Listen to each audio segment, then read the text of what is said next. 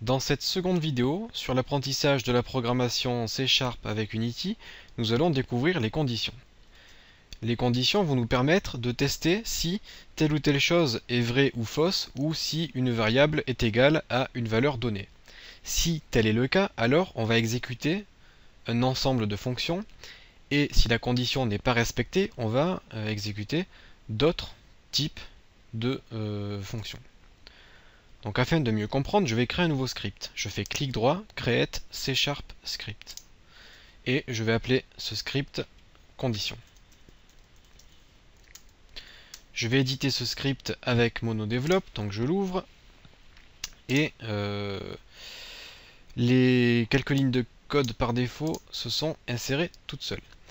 Alors, je vais supprimer la fonction start et je vais laisser la fonction update. Donc comme vu dans la vidéo précédente, nous allons créer une variable publique. Donc public int v est égal à 3. Je crée une variable publique de type int qui s'appelle v et qui est égale à 3. Donc mon personnage a 3 points de vie. Je vais écrire une toute petite fonction dans update et cela va vous permettre de découvrir les conditions. Donc ce que je veux faire dans ma fonction update, je veux tester si l'utilisateur appuie sur la barre espace. Donc il y a déjà une condition. Si l'utilisateur appuie sur la barre d'espace, alors je vais exécuter telle ou telle chose. Ensuite, si l'utilisateur appuie sur espace, je veux tester si la vie est égale à 3, si la vie est égale à 2, si elle est égale à 1 ou si elle est égale à 0. Donc on va avoir un ensemble de conditions à tester. Alors, les conditions en C# s'écrivent de la façon suivante. On écrit if, ensuite, entre parenthèses, on écrit par exemple variable, enfin on écrit le nom d'une variable, et on veut savoir par exemple si cette variable est égale à 2. Donc if variable est égale à 2, à ce moment-là, on va exécuter ce qui se trouve entre accolades, ici.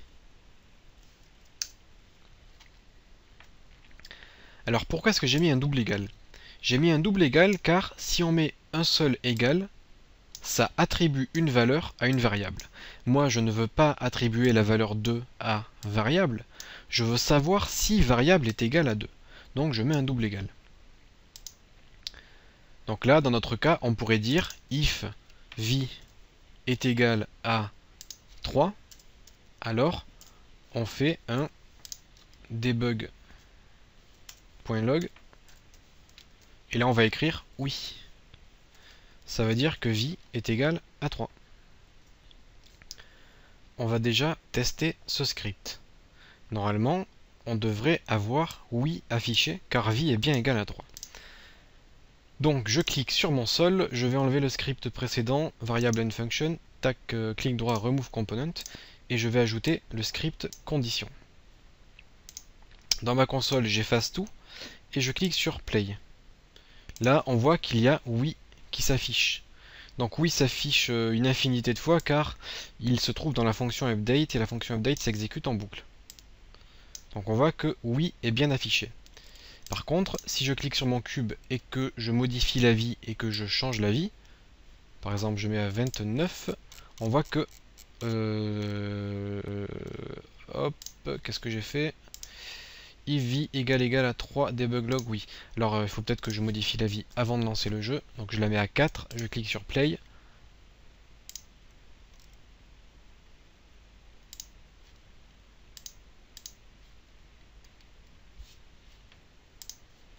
J'ai un petit souci, qu'est-ce qui se passe?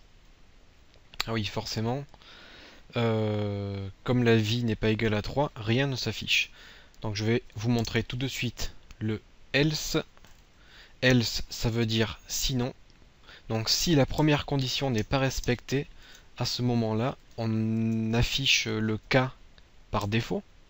Et nous, ça sera non. Voilà, donc là, ça sera un peu mieux. Je clique sur play et là on a non qui s'affiche. Donc normalement ça devrait fonctionner si je mets 3 on a oui qui s'affiche. Si je mets 35, on a non. 3, oui. Donc vous voyez que en fonction de si la condition est respectée ou pas, on a un message différent qui apparaît. Bon, tout ça pour vous dire que pour construire des conditions, on procède ainsi. On écrit la condition, on écrit ce qui doit se réaliser si la condition est respectée, et on doit toujours mettre un else, en tout cas la plupart du temps, pour effectuer une action par défaut. Donc, je vais supprimer cette condition là, et moi je veux pas tester si on appuie sur si la vie est égale à 3, je veux tester si on appuie sur espace. Donc je vais utiliser la classe input qui est en fait la classe qui me permet de détecter les entrées clavier souris. Donc je vais afficher la documentation sur la classe input en appuyant sur CTRL plus apostrophe. Et là on a l'ensemble des fonctions qui sont gérées par la classe input. Donc on a input.anyKey, donc n'importe quelle clé, on a l'accélération, par exemple pour votre iPhone ou Android, lorsque vous le penchez, ça s'appelle l'accéléromètre. Donc qu'est-ce qu'on a? On a anyKey down, donc n'importe quelle touche appuyée. Moi ce que je voudrais c'est un getKey. Je veux récupérer la clé. Voilà. Input.getKeyDown. C'est cette fonction qui m'intéresse. Donc là on a exactement ce que je cherchais. If input.getKeyDown et entre parenthèses on a space, donc c'est-à-dire la barre d'espace, à ce moment-là on affiche le message la barre d'espace a été appuyée. Donc c'est exactement ce que je vais faire. If input.getKeyDown et entre parenthèses je marque le nom de la touche que je veux tester. Donc moi c'est keycode.space. Donc je veux tester si le code c'est la barre d'espace. Si jamais on appuie sur la barre d'espace, j'affiche oui. Dans le else pour l'instant j'affiche rien du tout. Je retourne sur mon jeu. Et vous allez voir ici, donc là je lance le jeu, rien ne se passe. J'appuie sur la souris, rien ne se passe. J'appuie sur entrée, rien ne se passe. Par contre, je vais appuyer sur la barre d'espace, tac. Et là j'ai oui qui s'affiche. Donc j'ai appuyé sur la barre d'espace et j'ai bien oui qui s'est affiché dans ma console. Donc j'ai bien réussi à tester si on appuyait sur la barre d'espace ou pas. C'est très bien. Donc, ce que je veux faire, c'est déjà tester si on touche à la barre d'espace. Et si jamais on touche à la barre d'espace, je veux faire une nouvelle condition. Je veux dire if vie est égal à 3, alors j'affiche le message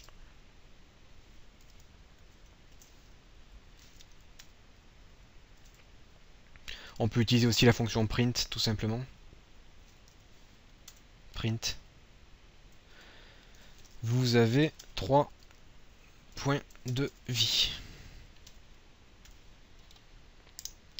Je vais utiliser un else if qui veut dire sinon si. Sinon si la vie est égale à 2, j'affiche vous avez 2 points de vie.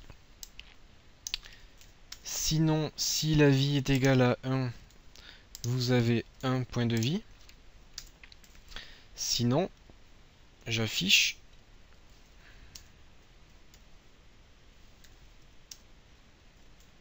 vous avez perdu. Car on n'a pas de point de vie. Donc je fais CTRL S, je retourne sur Unity, j'appuie sur Play, j'appuie sur Espace, et là j'ai bien vous avez perdu, c'est pas normal. Pourquoi? Parce que ma vie est égale à combien? Ma vie est égale à 4, c'est pas bon. Hop là, je la mets à 3. Ok. Je lance le jeu, j'appuie sur Espace, et j'ai bien vous avez 3 points de vie. Si j'appuie plusieurs fois sur Espace, le message s'affiche plusieurs fois. Vous avez 3 points de vie. Maintenant, ce que je vais faire, c'est que après avoir affiché le message, je dis vie moins moins. Donc vie moins moins, ça veut dire vie moins 1. C'est équivalent à vie est égal à vie moins 1. C'est juste un raccourci. Vie plus plus, ça marche aussi. Hop. Et hop. Donc là, ce que je fais, c'est que je dis vous avez 3 points de vie et je lui fais perdre un point de vie. Donc là, on devrait avoir à chaque fois un point de vie en moins. Je teste, je clique sur play. J'ai 3 points de vie. J'appuie sur espace, j'ai 2 points de vie. J'appuie sur espace, j'ai 1 point de vie. J'appuie sur espace, j'ai perdu car je n'ai plus de points de vie. Donc voilà comment vous pouvez utiliser les conditions dans Unity. Donc je vous ai dit qu'en général vous avez besoin du else, mais parfois vous n'en avez pas besoin, comme ici. Donc les conditions, c'est quelque chose de très puissant, ça va vous permettre de... déjà ça va vous être utile dans la totalité des jeux, c'est impossible de ne pas avoir besoin des conditions. Vous pouvez par exemple tester si le personnage a la clé, alors il peut ouvrir la porte, s'il a 10 000 pièces d'or, alors il peut acheter l'épée magique, s'il a tant de points de vie, alors il est vivant. Voilà, donc les conditions c'est indispensable, vous avez vu c'est très facile. On peut tester des variables, on peut tester des touches du clavier, on peut tester plein de choses. Donc il faut bien assimiler cette notion de condition.